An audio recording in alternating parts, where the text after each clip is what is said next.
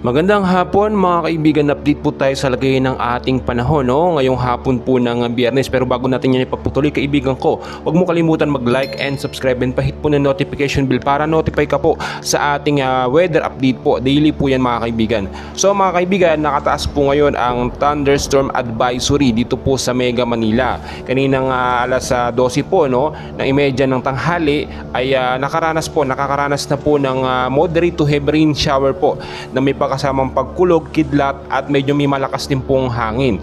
Dito po sa may area ng Pampanga, Nueva Ecija, kasama na po ang Metro Manila. Asahan po in the next 2 hours po ay makakaranas po ng patuloy at malakas po na pag-uulan. As of the moment, nakakaranas po tayo ng malawakang pag-uulan ngayon mga kaibigan. Biglaan po ito. Narito po yung mga lugar na posible pong ulanin ngayong hapon hanggang sa gabi.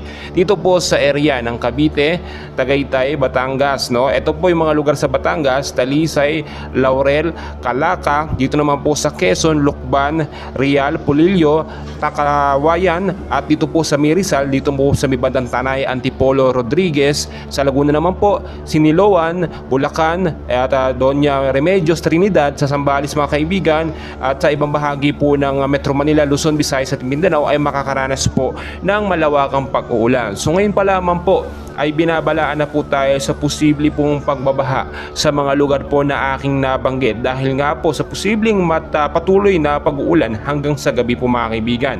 At ayon din po sa pag-asa mga kaibigan, ito pong nararanasan natin na pag-uulan ay dala po nito nga pong hanging habagat or southwest monsoon na nakakaapekto sa ilang bahagi po ng ating bansa. So may mga nagtatanong, meron nga po pang bagyong parating at dahil po nagtutuloy-tuloy ang pag-uulan, kahapon pa po yan. Mga kaibigan, upon checking po sa ating pinaka-live radar sa loob po ng Philippine Area of Responsibility, wala pong bagyo o tropical storm, wala din pong active low pressure area.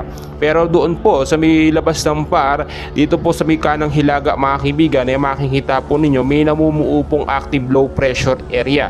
Imbes 30 kilometers per hour po yung lakas ng hangin, pero wala naman pong direktang epekto sa ating bansang Pilipinas.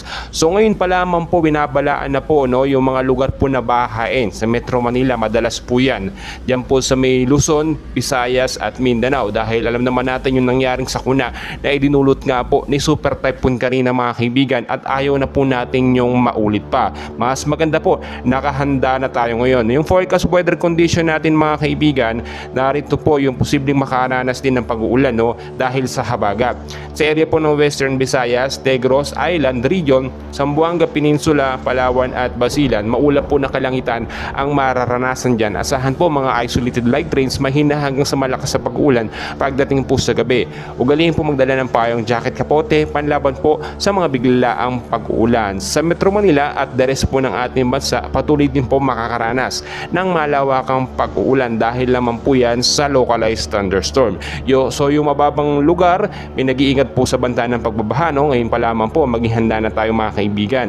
Yung mga mountainous area, mga landslide prone area, mag-ingat po kayo dyan sa banta ng pagbabaha. Especially yung mga lugar po na putol-putol ang mga puno, wala na po magsusupport do sa lupa, kaya madalas po nagkakaroon ng mga landslide sa mga lugar po na matataas mga kaibigan. So mas maganda ngayon ay isipin natin na may pinaghahandaan po tayo kaysa nakakampante tayo kasi uminit lang araw ng ilang araw, akala natin hindi na po uulan mga kaibigan. Tandaan nyo po, nasa rainy season tayo, ayon sa pag-asa, 2 hanggang 3 bagyo ang posibleng pumasok po sa ating bansa ngayong buwan na Agosto. Hindi po ito pananakot mga kaibigan, bagkos paalala lamang po sa inyo na maging handa anumang oras dahil ayaw naman natin maulit yung nangyari kay Super Typhoon Karina na pamiminsala sa ating bansa. So patuloy ko kayong i-update and please huwag niyo kalimutan mag-like and subscribe for more weather updates. Maraming